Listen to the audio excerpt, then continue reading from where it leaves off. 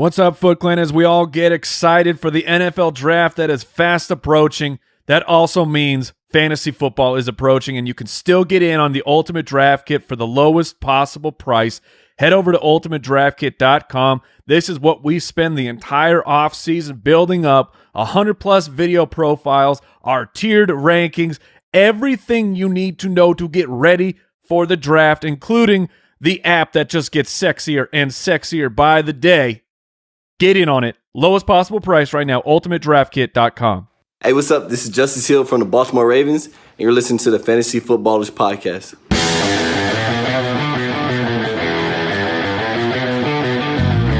Welcome to the Fantasy Footballers Podcast with your hosts, Andy Holloway, Jason Moore, and Mike Wright.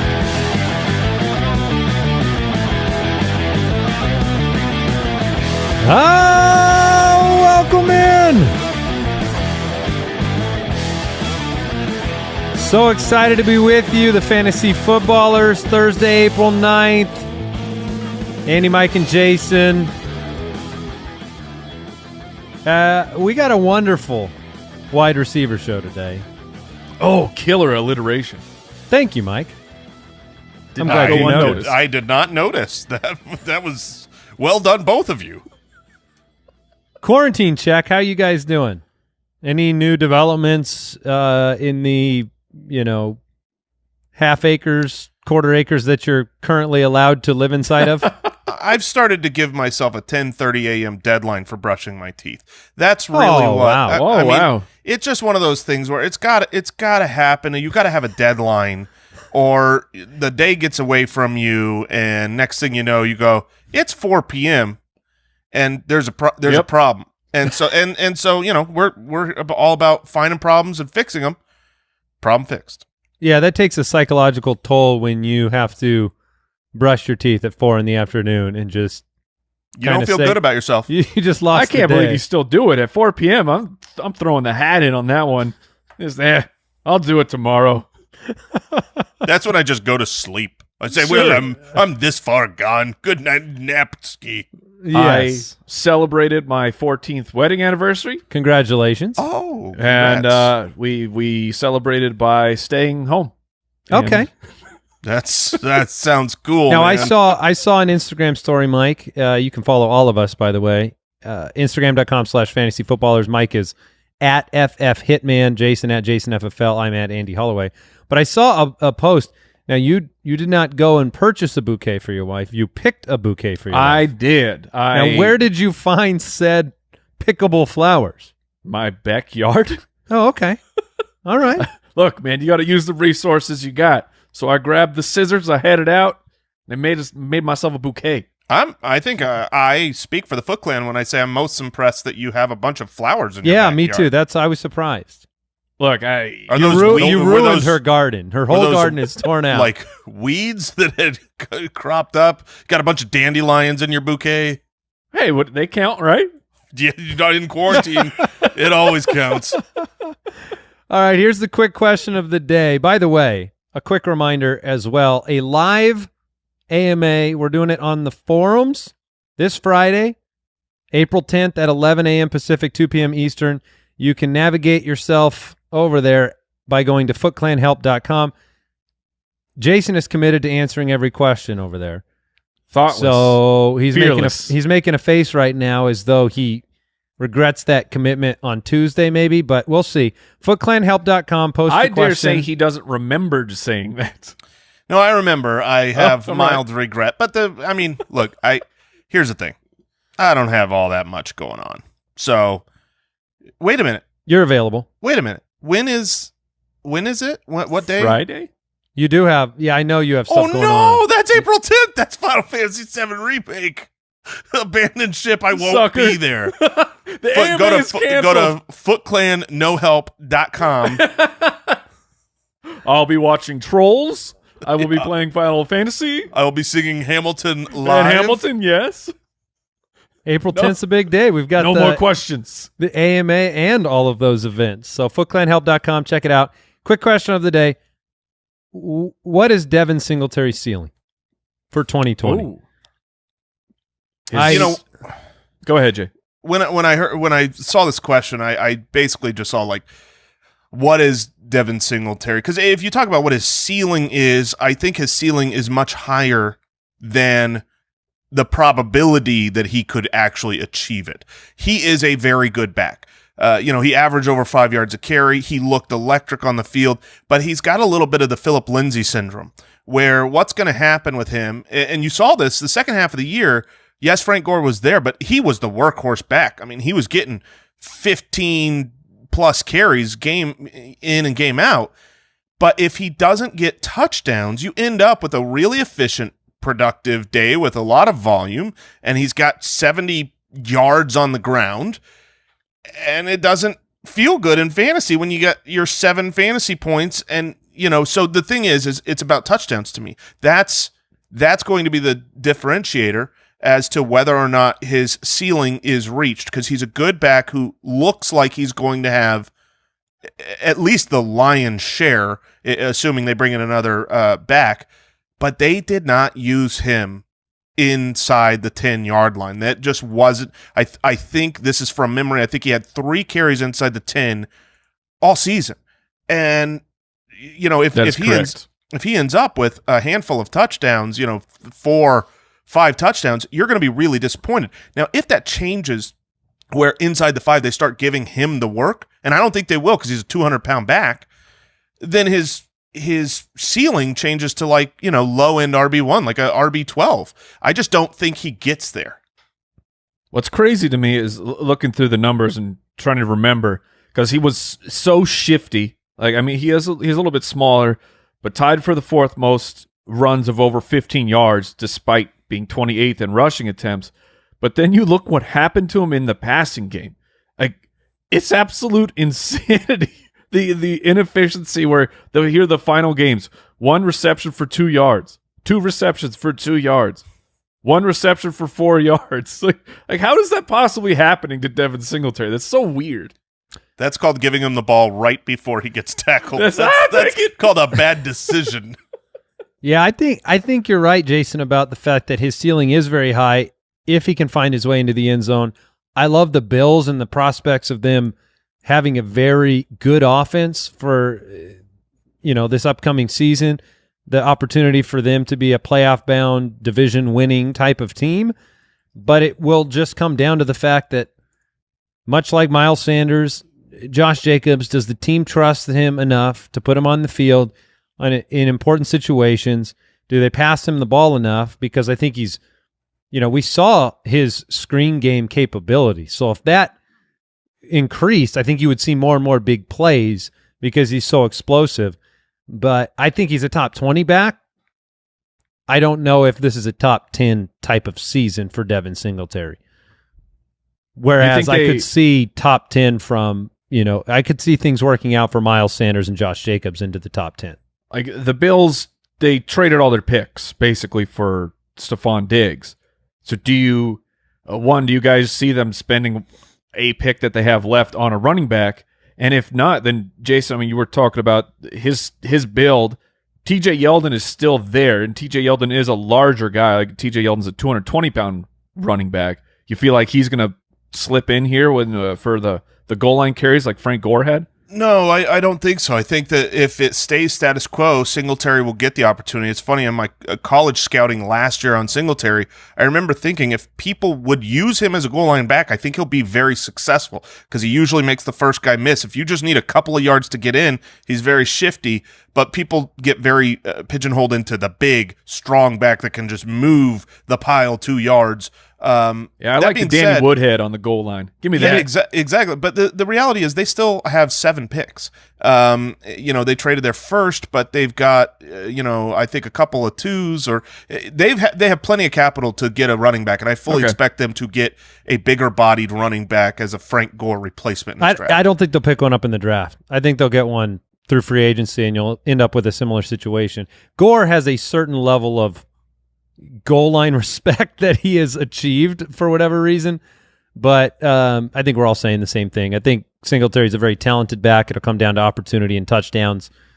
Do you guys see Hard Knocks is going to be both the Rams and the Chargers this year, by the way? I did. It's Very interesting. I assume this is new stadium related. Well, they're petitioning to combine the teams as well, just into one record, combined rosters. Who instigated this? Was it the Chargers? Yeah. Yes, it was it was both teams. Both teams need some help, maybe. Yeah, but we don't get Jeff Fisher this time. Yeah, I know. We don't get the speech. I'm not going 7-9. I'm not going 8-8. Yeah. We got on that show. We got on that Hard Knocks. Yeah, we did. No. We were on the Amazon show. Oh yeah. Okay. Yeah. I thought we got on to. I thought we were on. Hard Knocks. Was it Hard Knocks? I think it was. I think they put a clip of me bashing Jeff Fisher. Yeah, they did. They had Jason featured bashing Jeff Fisher. We'll have our people look into it. And then Jason ended up following that up by dressing up as Jeff Fisher for Halloween. Yeah, baby. So, what else is going on? We know that the NFL's going to be doing a very interesting, potentially technologically challenged draft, but we're all looking forward to it. You guys just want to jump into the wideouts? Yep. Wide receivers. All right, we just did 2 episodes, our early running back consensus rankings. It was a lot of fun. We're jumping into the wide receivers now. Number 1 is Michael Thomas. Shocking, right? I think we know what Michael Thomas managed to do last year, break the all-time receptions record, 149 receptions, 1,725 yards, 9 touchdowns, 185 targets. Yeah, it's ridiculous. He was incredibly consistent, and he did it in a season in which he did not have Drew Brees for the full duration, which is incredible. And he was still great with Teddy. Yeah, he was. He wasn't the same level, but he was good. And we've heard that stat that, Michael Thomas would have outscored Odell Beckham Jr. if you only counted his home games. That's how good of a season Michael Thomas had. But I did want to go look at the previous reception leader, Marvin Harrison, and his special season, because I was curious about where Harrison went after that point. Sure. We've and it seemed familiar to me in the sense that we've seen the 50 touchdown years from whether it's Mahomes, Peyton, Brady, and then, these are very special seasons, but they're record-breaking seasons.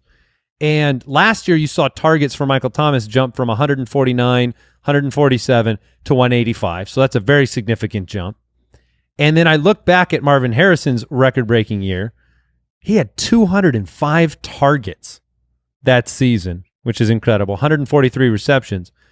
But he dropped from 142 receptions down to 94 the next year, and he actually never, despite having another 10 years or whatever it was, he actually never broke the 100-catch mark again. And I'm not saying that Michael Thomas is going to imitate that, but that's more of, not a reflection on the talent, but just on the reality of breaking records, special seasons. We know his catch rate is ridiculous. He's been at 82.5% averaged over the last 2 years with Brees, and I don't expect that to change at all with Brees back. Over the last 2 years, that's the highest catch percentage of any wide receiver with over 100 receptions. I looked at the same thing, Andy, because I wanted to see if there was any trends we could glean from that. But there are guys like Antonio Brown, Julio Jones. You can want to go back even a little bit further, like Chris Carter. Guys sustain their high level of receptions. It happens. And so I was trying to figure out, okay, how is it possible if Michael Thomas doesn't hit that mark? Let's try and be the devil's advocate at least. And the question is brought up of Emmanuel Sanders is now on the team. What does he do to this offense? How many targets does he absorb coming in? Because as soon as he was traded to San Francisco, he took 27% of their targets. Now, a very different team, but I'm saying Sanders was traded in the middle of the season, and that was the target share that he commanded. Now, on the Saints, last year, Michael Thomas was insane. Alvin Kamara, near 100 targets, and Kamara will be there again. It's the third option. Last year, it was Jared Kuek, who had 11% of the targets. Still funny, by the way. Yes. It's really hard to give it. I don't understand what's funny. Jason is the best at throwing it out and moving away Jared unfaced. Jared Kuek. So 11% of the targets. 2 years ago, when Michael Thomas was still insane, Ben Watson was the third option, 9%. So Yeah. that's what Michael Thomas has had to deal with. Alvin Kamara and then tight ends who are getting about 10% of the market share. What happens if Emmanuel Sanders goes in and he's at 15%? I mean, that Then Michael will do some Thomas is damage. he's still a top 5 wide receiver. That's the certainly. answer. But the odds of repeating are very low a season like this, without question. I looked to move him down because I don't believe necessarily that he'll be the number one, but because this is the early wide receiver ranking show, I felt like he deserved it. After the season he had and, really Emmanuel Sanders being the only one to come in here and cause problems. Now, when we stat everybody out for the Ultimate Draft Kit and we actually break down, well, how many targets will Emmanuel Sanders have? How many passes is Drew Brees going to be able to throw? And what does this, what does this mean for Michael Thomas? I'll bet he doesn't end up as my number one, but this was honorary because he just had a historic season. And if you were to take him number one overall at wide receiver, not number one in the draft, but the first wide receiver off the board, I don't think you're going to be disappointed because his baseline is so high. His, you talked about his catch rate, Andy, just being astronomical, but of his 180 targets, 155 were deemed catchable. So his true catch rate was 96%. I mean, he's absurdly good. great. He's good. Yeah, solid point. Hey, at the end of the day, I wanted to ask this question before we move on. What's the percentage odds you would give him finishing at number one? Because I know that, the variability, other receivers stepping up. Is this a 50-50 shot for you? Is this No, that's way much too high. lower? Okay. Yeah, it's in the 20s, just because I think there's easily 5 players that could finish number one. So, if you say, what's the percentage chance of the next few we're going to talk about finishing number one, it's probably near the 20s. And Yeah. my last point here, against Michael Thomas, Drew Brees was passing at a rate that we haven't seen in a long time. Like his actual 16-game pace was 597 attempts. To put that in context, 2 years ago it was 489. Before that, 536. So Brees was just having to throw the ball a whole lot more. So we'll see if that continues or not. The nice thing is that his record-breaking statistical performance last year was in a more predictable category. What we've seen from Michael Thomas for multiple years, high catch rate, low Right. yards per reception. It wasn't on the basis of a 17 touchdown type of season. Like he had 9, and I probably wouldn't bet on him having fewer than 9 touchdowns again this year. That seems reasonable, even if Kamara runs in a few more, whatever Right. the case may be. Number 2, we actually have Julio Jones. Julio Jones is our consensus number 2 wide receiver. But Andy, isn't he Oh, getting no. old? Yeah, I mean, we are all getting old, Jason. We're all getting older. I didn't ask that question. Why are you Yeah, that was responding to me? that was the public. Oh, opinion. I'm dare sorry. you. Yes. Jason has him at 2. Mike and I have him at number 3. He's averaged 161.7 targets over the last 6 seasons. I don't know if we need to tell you about Julio Jones. I think we need to talk about whether this continues on the basis of that inquiry from the voice of public opinion, which is, is there any cause for concern, regression, those type of things? I don't think so this year. No, I mean it's just a matter of when he falls off. At some point, every receiver is going to fall off, including Julio Jones. Is that this season or is it not? And I don't believe it is. Nothing on the field seemed like it last year. He's got the big money contract. They need him now as much as ever. They lost Austin Hooper, and in the 2 games without Hooper, Julio had down performances in fantasy this last year, but that's not predictive in the slightest. I mean, this is a team that really needs him to be great. He looked great. They're paying him to be great. I still think you're going to get the same old Julio. And so when I put him number 2, I think you're going to get more of the same of the last 4 years, which is a top 5 wide receiver guaranteed. Yeah, that's what I was going to throw out. Is I haven't seen anything from Julio that I expect that the play will fall off, and Austin Hooper was responsible for 14% of the targets, even with all the games that he missed. So is it possible that we see Julio Jones back at the 170 target range again, and I think that's in the range of outcomes. This isn't just all of Hooper's targets are going to Hayden Hurst, like lock that in. Like Julio could actually see even more volume than he did last year, which is because he's done it before. It's just insane to think about the things that he has accomplished. Julio Jones, since 2015, has finished as the wide receiver 2, 6, 5, 5, and 3. He's just as consistent as it comes. We lament he's also he's not getting hurt anymore. I Well, know that's been the refrain. He's getting hurt. He just is playing. Okay, right? but that's fine. I'm cool with that. If you finish at 5, 5, and 3, and then you're quote unquote getting hurt, and he's missed one game in 3 seasons. I mean, that's not. We don't have to go to the same song and dance with Julio that we have in the past. He may limp his way out there, but he's limping his way to wide receiver 5, 5, and 3 is all I'm saying. All right, let's go ahead and jump into our third wide receiver here. Before we do that, I want to thank today's sponsor. Oh, it's a wonderful, wonderful friend of my family. That's Hello Fresh. Mouth-watering seasonal recipes, pre-measured ingredients, delivered right to your door with HelloFresh, America's #1 meal kit. They make cooking at home fun, easy, and affordable. And we were kind of talking about this before the show.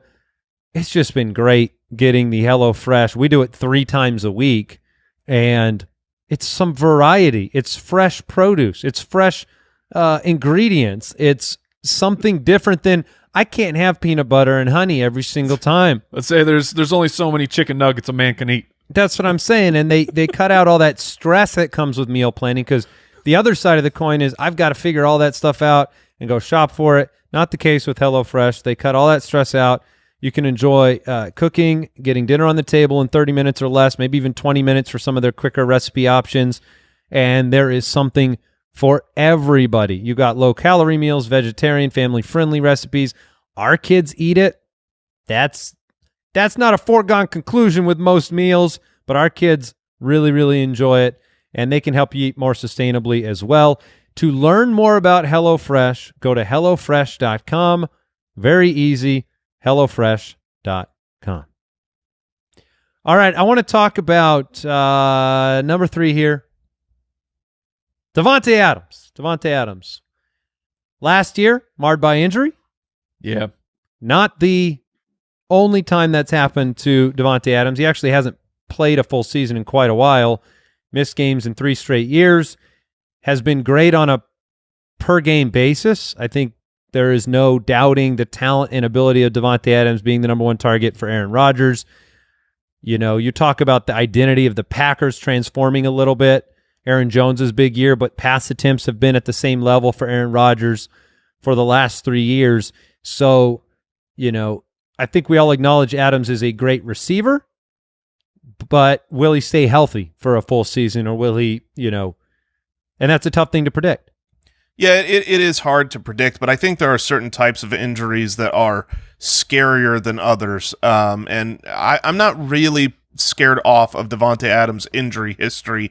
You know, you say he's missed some games, or you know, it's been a couple of years since he's played a full 16. Well, he played 14 and 15 in 2017 and 2018. Yeah, the Julio season, the old Julio season. Exactly, and in those seasons, he still finished 14 and 3rd overall. He's a guy who's clearly a touchdown machine with Aaron Rodgers. Those first couple of weeks in the new LaFleur system, Davante Adams wasn't as involved. I remember week 1, week 3, people were thinking, oh no, Davante Adams is toast. From that point on, the rest of the season on a per game basis, because he missed a chunk of games in the middle, he was still the wide receiver 3 in a points per game basis. So he was the same Davante Adams that was dominating in 2018. In 2019, I think he has as good a chance as anyone else of finishing, you know, as the #1 wide receiver. Obviously, he would need to play 16 games for that, but I'm just not scared of his specific injury history.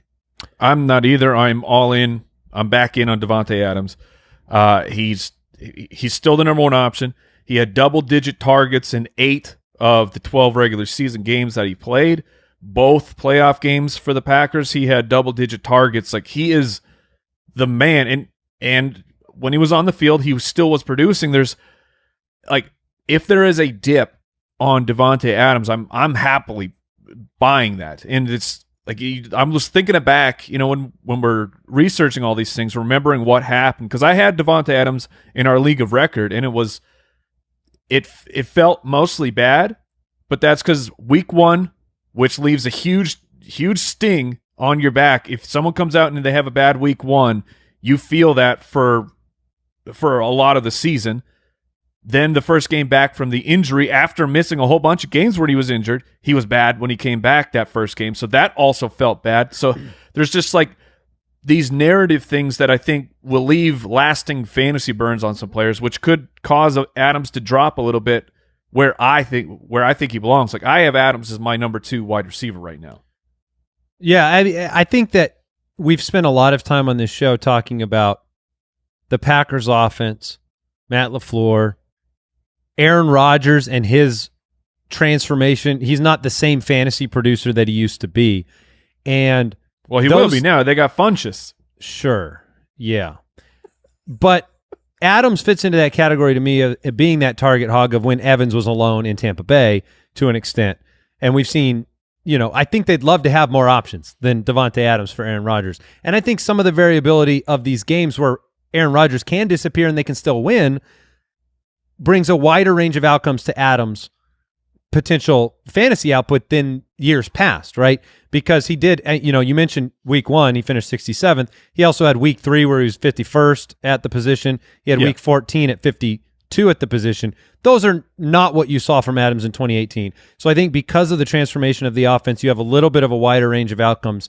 But when a guy is getting that level of target share, he's pretty safe for your offense. And last year, I know he missed a bunch of games, only had the 5 touchdowns. Generally, you can count on him for a lot more than that over the course of a full season. He was a double-digit touchdown guy 3 straight years before he got hurt last year. And if you think about, we've talked a lot about the Packers offense in relation to the unsustainability of Aaron Jones' touchdown rate. Well, yeah, it's not that touchdowns are just going to go away and the Packers are going to be a bad team. It's that, they might not all go to Aaron Jones next season. And so, yeah, I think Davante Adams, I will certainly be statting him out for double-digit touchdowns again. All right, number 4 on our consensus wide receiver rankings is Tyreek Hill of the Kansas City Chiefs. Number 1 overall fantasy wide receiver in 2018. Last year, injured, banged up, disappeared at times, didn't get the 50-touchdown season for Patrick Mahomes. Mahomes was injured. You did get to see a little peak at that same Tyreek Hill in a 5-week span from week 6 through 10, where he was the number 1 fantasy wide receiver by way of points, number 2 in points per game in that span. He's 26 years old. He's on the best offense in football, and there's a level of consistency with Tyreek Hill being a part of the Andy Reid offense, them returning 10 of 11 starters. I like that, and that's kind of why I have him statted where I do. I expect a great season from Tyreek.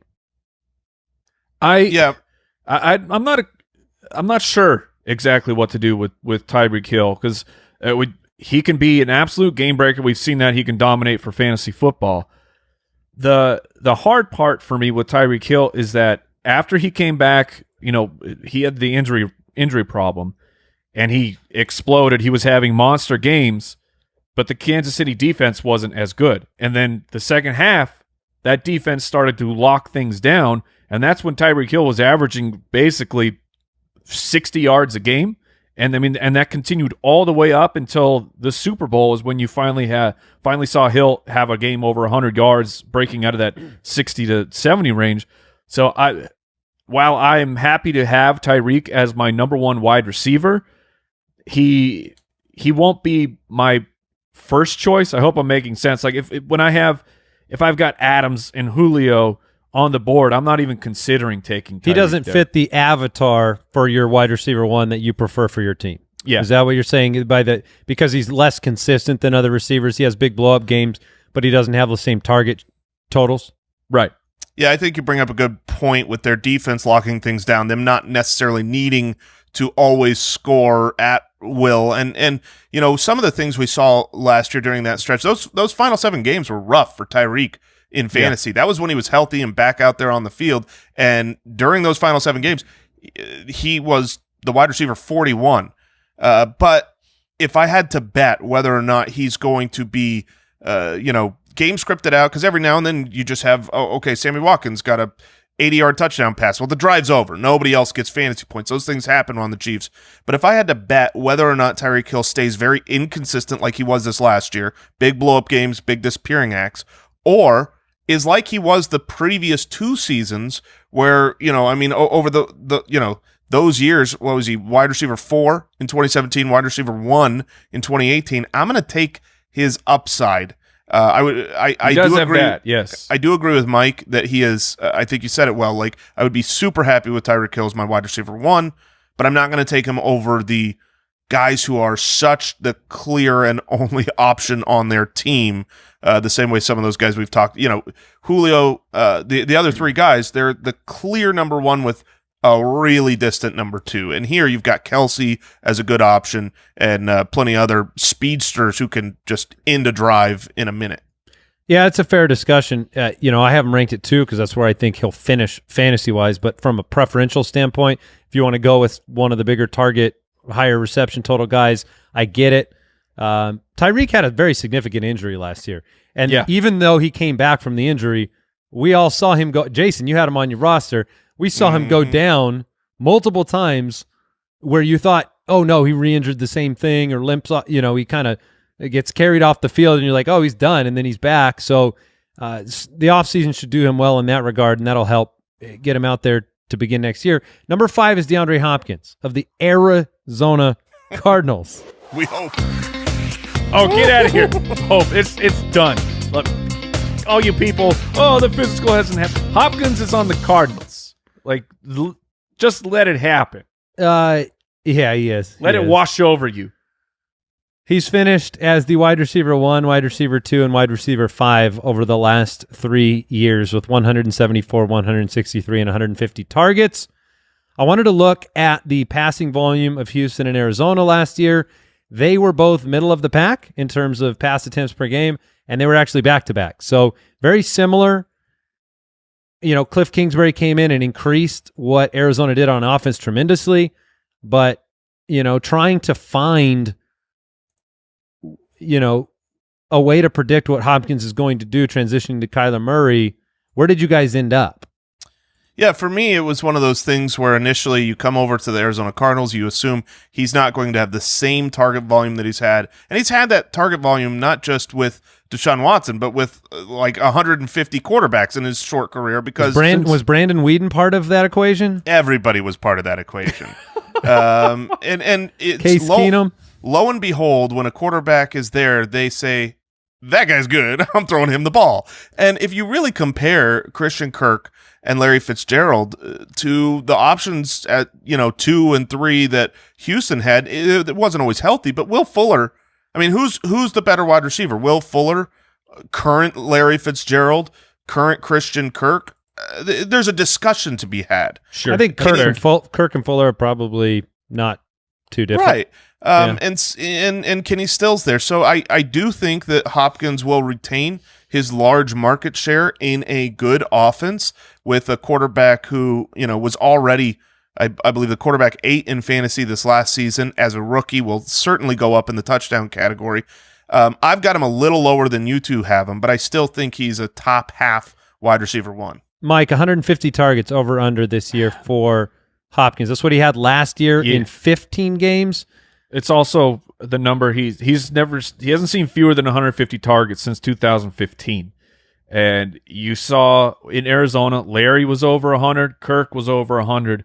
I don't think that Hopkins can get to the 150 target area. Like, he will be the alpha of the wide receivers for Arizona, and I'm betting on the talent. And I think that some efficiency things can happen between Kyler, who's very accurate, and Hopkins. But he won't be seeing 150 targets. If you set the threshold, let's say over under 130, I think that's more in the line of it would be tough to make that call. There have been, we talk a lot about wide receiver switching teams, free agency versus trades. One name that did pop into my head when you look at upper echelon performances changing teams was what Brandon Marshall did a handful of times Marshall went from Denver to Miami, followed up 154 targets with 146. He was obviously the alpha. When he went from Miami to Chicago, he jumped up 50 targets from 141 to 192. He jumped up from Chicago to New York from 106 to 173. I think we all agree in a very unbiased fashion with every fantasy owner out there. We acknowledge that Hopkins is a target hog. He's going to demand the ball. 140, 150 targets, I think, is what you can expect from him. He finished as the wide receiver. You have him up there? You 140 to 150. Yeah, I think he could get close to it. But last year he finished at wide receiver 5 with 7 touchdowns on 150 targets in 15 games. So putting him at the 5, 6, 7 range feels like a very safe, conservative ranking, considering this was the wide receiver 1 and the wide receiver 2 in back-to-back years with higher target totals. Yeah, that was on the back of double-digit touchdowns as well. I don't think he'll have that in Arizona year 1 with Kyler Murray. So I think where we've got him here in that 5 to 7 range is perfect. Chris Godwin comes in at number 6. Godwin last year, first 6 weeks, best fantasy wide receiver out there, finished the year as the wide receiver 2 overall. It would be easy to kind of glance at his consistency and say, well, his second half wasn't quite as good as his first half, but his second half was still really great. His first half was just unconscious. His first half was good enough that he still finished as the wide receiver 2. Yeah, his big games were that big. 24.2 fantasy points per game through the first 6 weeks. That's and 115 reception pace. It dropped down to an 86 reception pace over the second half of the year, and he was like 16 point something points per game. But he was obviously dominant. Now, it's rare, though, to have a brand new quarterback coming in to the system, and you look at what Tampa Bay did last year. They threw the ball almost 40 times a game. That was 4th most in football. Do we really expect Tampa to throw the ball that much again this year? And do you expect Godwin to deliver the same type of season? No, I think they're going to throw the ball less. I believe that they will have fewer passing yards total than they had with Jameis. They're going to be a better team, though, and maybe a few more goal line opportunities. So to me, I obviously none of us have him up as the wide receiver 2, but he is in that slot role that was so coveted. Going into last year, it was all this hype of the Bruce Arians system and how he utilizes that slot wide receiver. Well, guess what? That came true. Guess what else? Tom Brady loves him. A Julian Edelman, Wes Welker type who's a great route runner, can just catch every ball that he puts on the money. And so I think Chris Godwin's going to be an excellent wide receiver next year. If the touchdowns could go up a little while the yardage comes down a little, maybe he will finish about the same. I took him down a few rungs here, but I would be happy with him as my wide receiver 1. What if, we agree that Tom Brady will not have infinite playing days, right? He'll be 43 when this season starts. So I don't think I can agree to that. I don't know what deals with the devil this man has made. He had his worst statistical season in a while last year. Yes, he did. So is there the possibility, and I don't want to put the fear of God into all Buccaneers fans with those new uniforms. I know they're expecting big things. But one of these years, the wheels are going to fall off the Tom Brady mobile. And that variability, does it factor into how you look at their pass catching options, or do you bank on the past when you look at a 43-year-old Tom Brady? Oof. Yeah, and that's the challenge. We know one person who wanted off or I should say, didn't necessarily want off the mobile, but didn't really try to keep his ticket, which is Bill Belichick and the New England Patriots. I know I know that Tom Brady's like, well, I'm moving on. I don't care about legacy, blah blah blah. But if Belichick believed that Tom Brady was 100% the answer, Tom Brady would be on the Patriots. That's what I believe. So maybe we buy into that. I think Brady has enough left, and it's such a good offense that Bruce Arians crafts for fantasy players that I'm with Jason that Chris Godwin, I would be very happy to have him as my number 1 wide receiver. Do you still remember noodle-armed Peyton Manning's final? Oh, final season. Oh, Peyton Manning, that was when painful, man. when it After a fell off, 39 touchdown season, puts up nine He- touchdowns in 2015. he is the poster child for when it ends. He was so unbelievably bad. I think he tied for the most interceptions that year despite not playing a large chunk of the season, and he also is the That was reason. rough. 9 touchdowns, 17 picks. Go on. Yeah, 9 touchdowns, 17 Dude, I forgot it was picks. that bad. Oh, And I don't look. I think you guys are both right. I think Brady's got another season. You didn't see, I brought up Frank Reich scouting him, liking what he saw in film, but it will. I mean, it is going to happen at some point, Right. and it's going to be intense pain for all of the fantasy owners of all his weapons when it happens. That's all I'm saying. Oh, for sure. You've got to value the risk in your draft. I guess it's very narrative-y, which is not where we usually want to live. But I have a hard Oh, time it's a believing. great place to be. Yeah, Meredith I have- Street is fun. Well, it's certainly There's great fun, shops. but I just have a hard time believing that Tom Brady will change teams and go to a new team and not do everything imaginable to be great at least this year. And it's hard to bet against the GOAT. So You're talking about getting a new birth certificate. I see what you're saying. I obviously it will end at some point and it will be bad. Maybe Tom Brady is now 39 years old. right. Something has happened. I mean, when Peyton went bad, he made Brock Osweiler a lot of money because Yeah, he did. Brock looked so good. It's like What's his name again? Brock Osweiler. Okay. All right. I just wanted to hear Just it confirming. again. Just confirming. All right. Weiler. Number 7.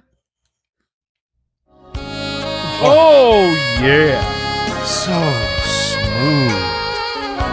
I find myself falling more and more and more in love with Kenny G, Yep. especially on that note. Oh, listen to that sustain. Last year, Kenny Golladay, 65 for 1190 and 11, which I believe was tied for the league lead in pass catching touchdowns. There were only 2 wide receivers with double-digit touchdowns last year. 3 pass catchers. It was a very down year. Yeah, well, Mark for Andrews, touchdowns. Kenny Golladay, and who was the other receiver? That is a great question. I believe it is Cooper Kupp.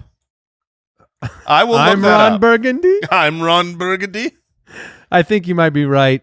Mike and I have Kenny Golladay at 7. Jason has him at 9.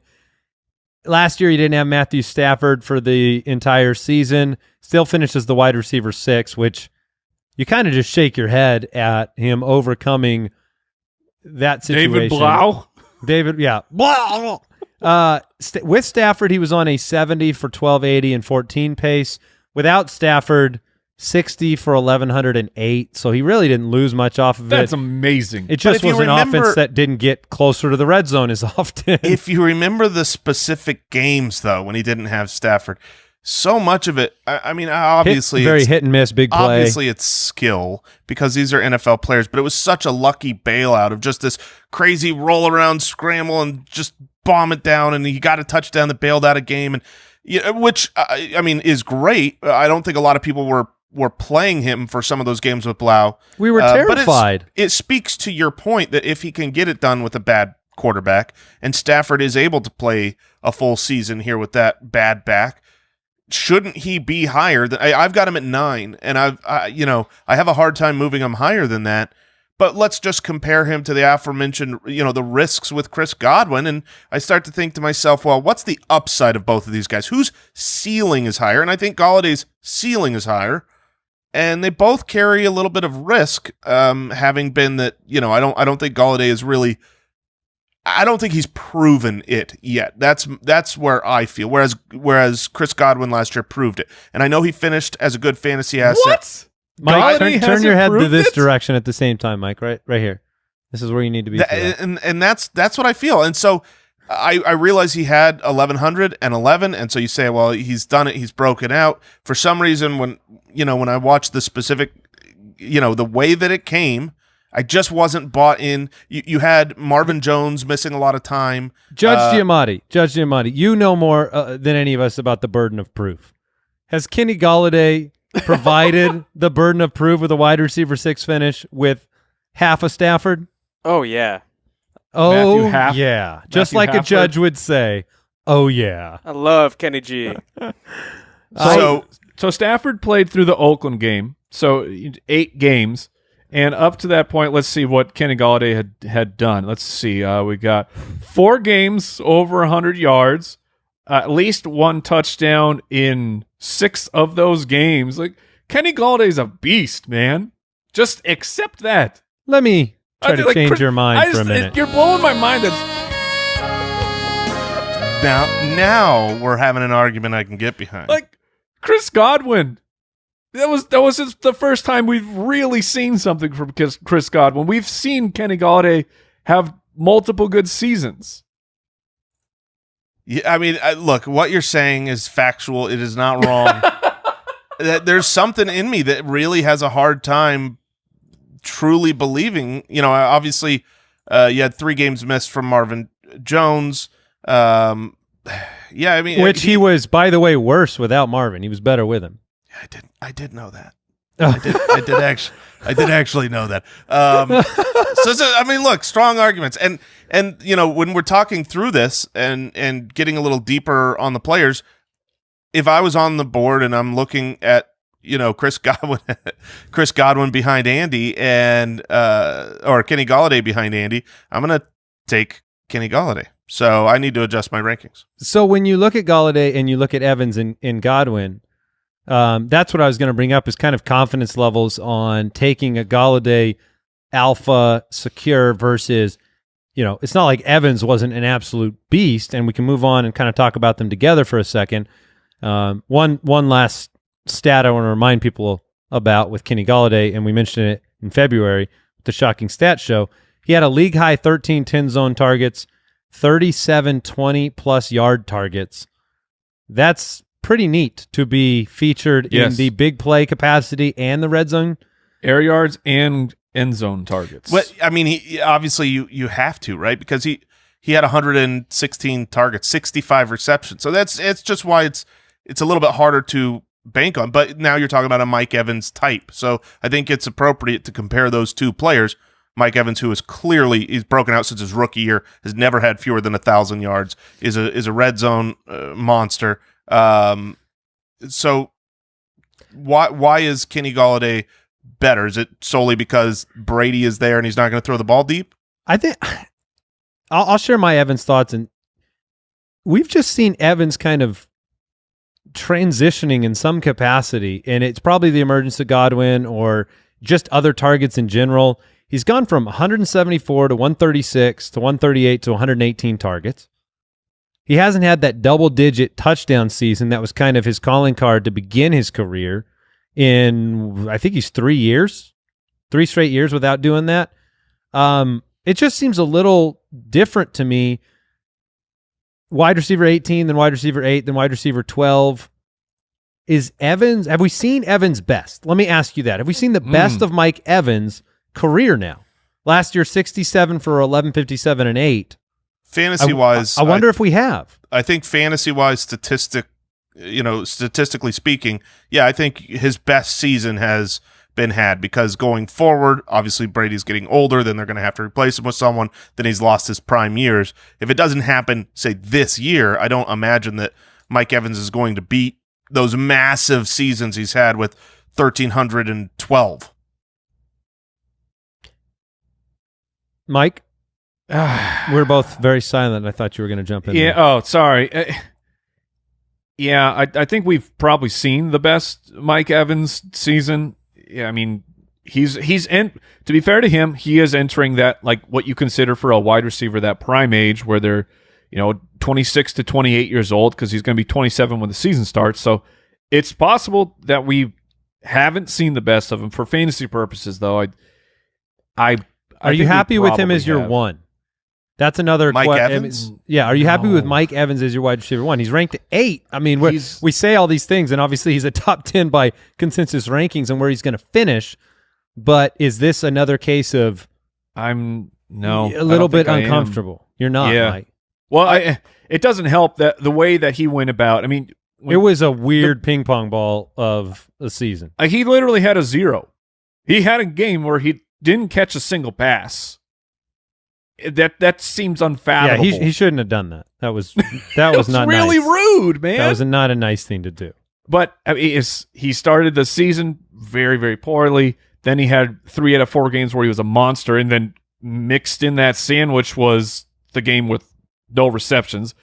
Then a number 1 finish, a number 2 finish, and then it was just meh from then on out before the injury derailed the end of the season. So maybe it's just last season's impressions on me, and I'm trying not to let that be the influencer, but I don't feel comfortable with Evans as my number 1 wide receiver. No. I don't. I'll speak to this. I don't really like having my number 1 wide receiver be one of those 65 catch players, whether it's Golladay or Evans. I think the reason I'm a little bit, over this offseason, I've talked up Mike Evans, is because I don't believe you'll have to draft him as that. I think people were burned last year by how his fantasy production came.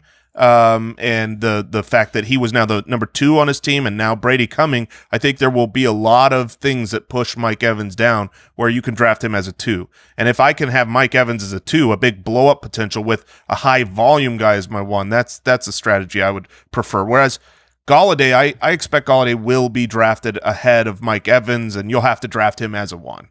I'll speak for myself, and I don't know how you guys felt. I know we went through and we gave early rankings individually up to probably wide receiver 40 or so when we built out our consensus rankings. I felt like there was even more of a disparity from the very top to the question marks surrounding guys from about 5 or 6 on. Because you're talking about, if Evans is in that variable category with Brady coming on board, Golladay, low reception totals. We're going to talk about 2 more guys today. Amari Cooper, who I know Mike has his questions. Yeah. We all have our questions. I mean, that's ridiculous to say just Mike, because Cooper went from the wide receiver 3 in the first 10 weeks to the wide receiver 43 over the last 6 weeks. But even DJ Moore sitting at 10 on our consensus rankings, that's where you start to see us individually have a wider range of opinion about these guys. I just feel like I have a little less confidence in the upper echelon wide receivers this year than I did last year. Am I alone? No. I had the exact. You're speaking my thoughts as I went through and ranked these guys. Once you got to 8, 9, 10, it was one of those things where I was looking at wide receiver 16, 17, going, man, who would I take here? A wide range of guys saying this guy could be better than DJ Moore. But eventually you've got to rank them. It's probability. That's what the rankings do. Yeah. So, when we talk about Amari Cooper, everyone wants to know how low does Mike have him ranked, because Mike is not a believer, but Mike is going to say the 100% right thing. I'll cede the floor. As he cedes the argument of where he's got him ranked. I have Amari Cooper at 10 because just like last year, I concede the fact that Amari Cooper will probably, in the final rankings, be a top 10 wide receiver. He might be a little bit higher, but every single year, it was really funny to see another analyst express these thoughts, and then maybe he took it too far on Twitter, got really, really mad at him. You didn't just call Rex Ryan an analyst, did you? I did. Oh, okay. What would you call him? I don't Former know. A Rex Ryan? He's in his own subspecies or something. We have a host. We have an analyst. Here's Rex Ryan. That's right. And he's That's awesome. what I'm saying. Yeah, I'm not. What did he do? He called him a turd. Yeah. How many times do we call guys turds on this show every day? It's a lot. And by guys, I mean Adam Gaze. But whoa, hey, he's just the creator of turds. Oh no, he creates fantasy turds. If you know what I'm talking about, Mr. Beehole. I guess he really does. Yes, it's all coming together. But so it was very, very interesting to see someone on TV kind of sharing the same thoughts where Amari Cooper is excellent for half a year. He disappears for maybe not just the second half, but a half of the year he disappears, and it happens every single year, and there is an excuse every single year. I'm done for with the Amari Cooper. excuses. I'm done with the excuses. That's Are what. you? All right. Yeah, I am, because he will have a very strong season. I have him at 8. He will finish there. But it will not be without pain. It will not be without suffering. That is the Amari Cooper experience. And if anything, Rex Ryan pointed out the truth that he did it in 2 different places. And now he's been paid a huge amount of money. And I tried to make the excuse for him when we talked about him a couple weeks ago and just saying, well, it's hard to look at his performances against top cornerbacks because they don't target the top cornerbacks. That's not what I don't make that excuse for other great wide receivers. And what's really hard I about just don't get it. That's the truth. I don't get it. Nobody I don't does. understand how you can dominate on a level No one understands that it. puts you at number 3 or number 2 or number 6 or number 4 on a given week, and then you can evaporate into the air like a mist. No one can explain it. And you compound that with the fact that a wide receiver on his team had about 80 fewer yards and 2 fewer touchdowns. And that's what separated Michael Gallup and Amari Cooper. And we're not even considering ranking Michael Gallup here in the top 15. Yeah, we're not considering that, but their production was very, very, very similar. well, Amari did deal with injury. And So did Michael Gallup. Michael Gallup did that in 14 games. Yeah, but Let Amari me- Cooper's going to make $100 million. Right. Yes. 100 million. Here's the thing about Amari Cooper. Yes, he disappeared for half the time he was in Oakland. We remember he was traded in 2018 to the Cowboys, and when he was a Cowboy, he never really disappeared. I mean, he had one bad game. All wide receivers Because all he had of already them, not Michael disappeared for the Thomas. first half. Like he'd already Sure. done it. Sure, you could say he already did it, and he's got some magical quota of disappearing. But he was a Cowboy, and in those 8 games, he was dominant. He was on a 1,300-yard, 11-touchdown pace, great every game. Then he comes in the next season and looks like the guy that they traded for and dominates. And then he gets injured and sucks. In Oakland, it was always like which game is he going to show up? You can never guess. But the way that I look at it, and it is hard to apologize for a guy year after year after year for the same thing. But I think he's been consistent with the Cowboys until he was injured. And so if that was the issue and he comes out and plays great, Amari Cooper could very easily be someone we're talking about in the upper echelon It feels like he will just find a new issue. That's what he's it chosen does. to do. And Brooks brought up, maybe he truly can't play through injuries like other elite wide receivers do. Maybe he's active on game day, but he can't play through them the same way. Maybe the team had him go out there and be a distraction. Maybe. But maybe he's got a twin, and the twin's not very talented, and the It's twin like has to come in, and they switch It's the prestige. They switch the glasses, and then the there's twin 2 goes Amari in there. Coopers. It's the long con. Is that what's going on? Yes, That's what it's I'm the saying. prestige, man. Here's the deal. You want to talk about his twin, fantasy-wise, Oh, no. success-wise, you take Michael Crabtree, you take Michael Gallup, you take the number 2 because they come cheaper and they're more consistent. They're better fantasy options back in Oakland and here with the Cowboys. I mean, Gallup won't cost you anything that Cooper costs you, and he won't be far off. So you're probably right, and it's so how I would have approached it if he had not just been paid like $100 bazillion.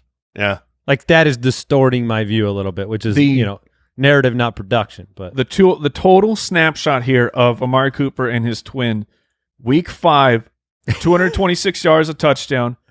Week 6, 3 yards. 3 yards. that's not as many. Week 7, 106. Like, how does that happen? If you are a $100 million wide receiver, how can that ever happen? Well, he wasn't a $100 million man yet. That's a fair point. Now it's all gonna get fixed. Hey, why aren't you talking about this with Mike Evans? I mean, he had the 0, so Isn't he, a disappearing act? That's what we were saying. Is If you do that I'm not for comfortable multiple with Evans years- as my one. Yeah, if you do that for multiple years at a time, then you start to get people calling you a turd. That's what happens. All right, DJ Moore. We'll close out our top 10 consensus rankings. DJ Moore, this illustrates the point Jason and I were talking about. DJ Moore sits at 10. I have him at 13, Jason 12, Mike 9. DJ Moore sits at 10 with Teddy Bridgewater coming in at quarterback, a new offense, a new coach. That tells you the landscape, I think, exists right now at wide receiver. He's ranked at 10. He had a solid season, but in 15 games was the wide receiver 18 last year.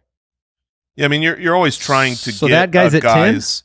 You're trying to get a guy's blow up before it happens. Obviously, if you got Chris Godwin last year, you were really ecstatic about that. But if you pay for Chris Godwin this year, well, he has to replicate that, and maybe, and he hopefully will. But you're not getting that discount. Whereas I feel like dropping him lower than what I have him right now. Just thinking about this, because So- right now DJ Moore, wide receiver 18 last year, has a new quarterback, a new offense, and Robbie Anderson involved in the offense. well, That's the current state of affairs. I'll give the floor to Mike. You've got him inside your top 10.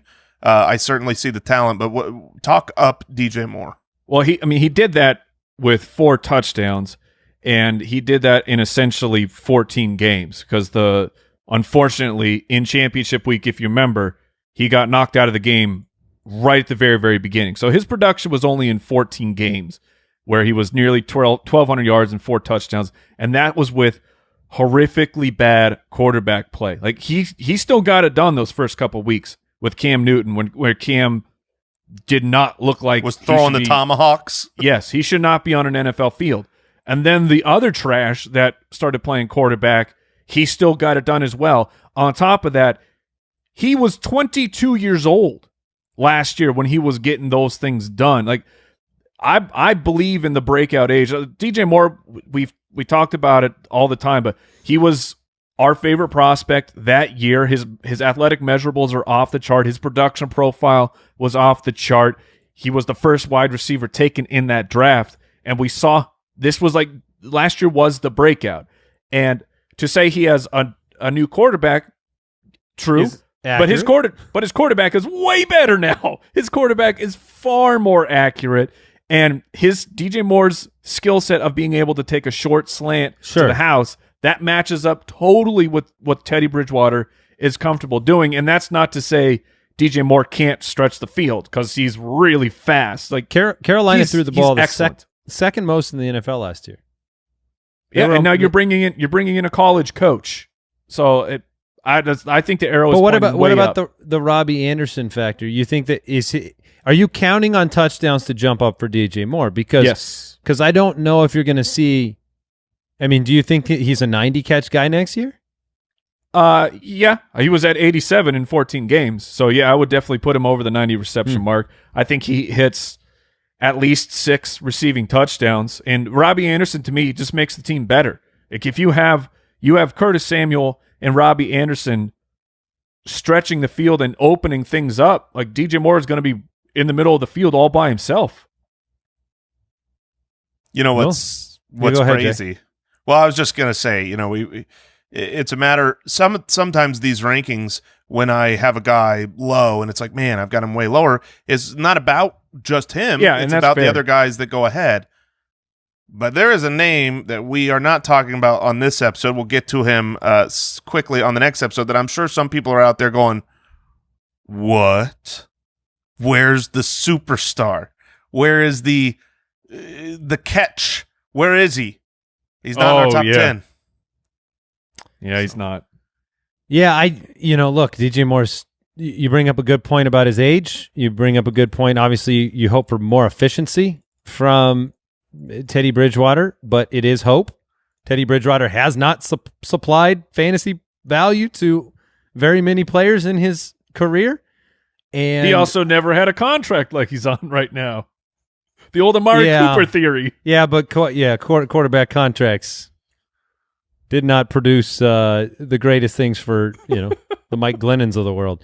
But I I just think there's a lot of question marks around DJ Moore. I don't and think that's fine. I think his range of outcomes are not all up. I don't think it's all up for DJ Moore as a potential outcome. I obviously have him at 13, so I still like the season, but it illustrates the fact that there is a lot of variability, and I'm going to have a hard time drafting a player like DJ Moore over somebody like T.Y. Hilton. Well, then That's going to be a tough thing. You're going to be looking at your fantasy opponent, and DJ Moore is going to be in that lineup, and then Coach Jaw is going to let you know what's coming. Murder! I think that's it. Thank you for tuning in. Again, footclanhelp.com for our AMA tomorrow. Make sure you head over there, and we'll catch you later. Goodbye. Thank you for listening to another episode of the Fantasy Footballers Podcast. Join our fantasy football community on jointhefoot.com and follow us on Twitter @TheFFBallers. And Foot Clan, we also want to thank Pristine Auction. Heck Go yeah. to pristineauction.com right now. Do it. Go. On there. Use the registration code BALLERS. Okay? Ballers. Simple to remember. You get a $10 credit. And listen, a Devontae Adams signed jersey yesterday, $73. $73. Hundreds of daily auctions. Many of these fine wide receivers find their apparel at pristineauction.com. And you can pick up a signed Mike can get his DJ Moore jersey. I say you can get like a top 10 guy like DJ That's right. Moore. Pristineauction.com. Use the code BALLERS. Get a $10 credit. Pristineauction.com.